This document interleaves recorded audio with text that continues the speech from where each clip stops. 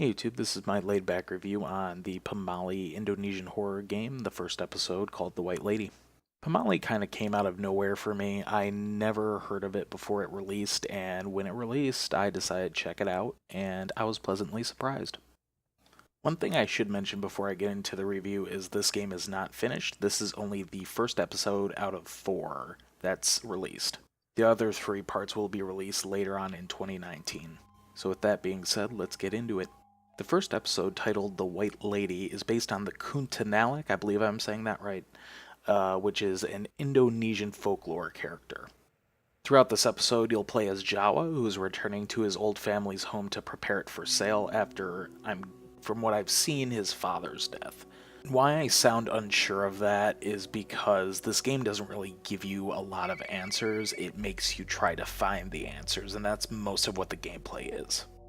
There are 35 different endings, and a lot of them are unique, but I found some to be very similar and very dull. Like, for example, one ending is literally turning around when you spawn and walking out the front door and just leaving the game. The horror elements in this game are mainly the music, a few jump scares, a lot of creepy imagery, and some random events where the ghost messes with you. There's quite a bit of them, actually. So some of the pros of this game are the atmospheric music and creepiness of the area that you're in gives you a really uneasy feeling, which is perfect for a horror game like this.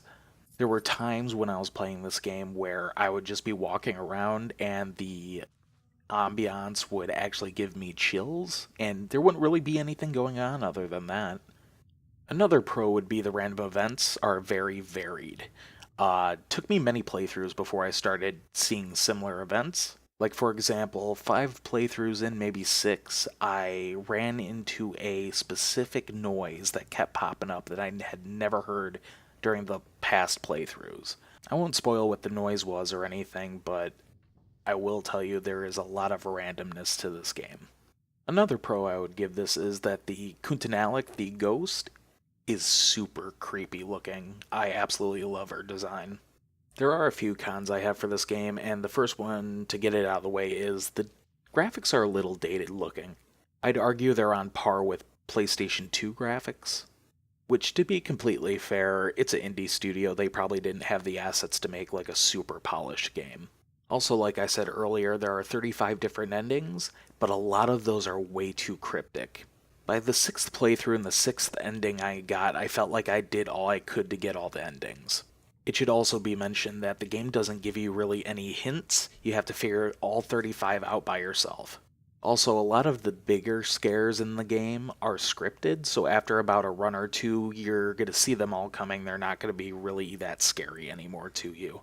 There were several times during my first playthrough where I actually got scared, screamed out loud, jumped a little bit, but after the second run, none of it affected me, so I don't think it would affect many others. One last con I have is there are a few bugs that I ran into during my playthroughs. The well-known one amongst people who have played this game is the cleaning bug. During the second night in the game tells you you need to clean the house so you can get it ready to sell. Now, if you clean a part of the house on the second night and then wait to clean the rest of the house on the third night, the game will tell you you haven't cleaned the entire house. Now, the only way really around this bug is to just wait until the third night to clean everything and just not do anything on the second night. Hopefully by the time you see this review, that issue will be fixed. Now, do I think you should go pick up this game? I'd say yes if you like horror stuff. The game's only $5. You can pay $15 to get all 4 episodes, but just for this episode, $5 ain't bad.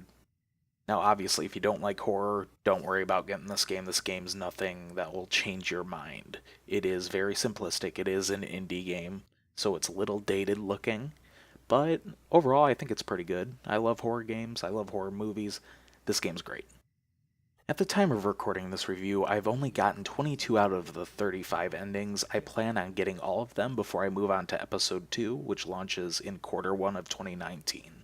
And that does it for the review, guys, so thanks for watching. Hit that thumbs up if you liked it. Please subscribe. I got videos coming every 2 or 3 weeks, I'm hoping. I'll see you guys next time. Peace out.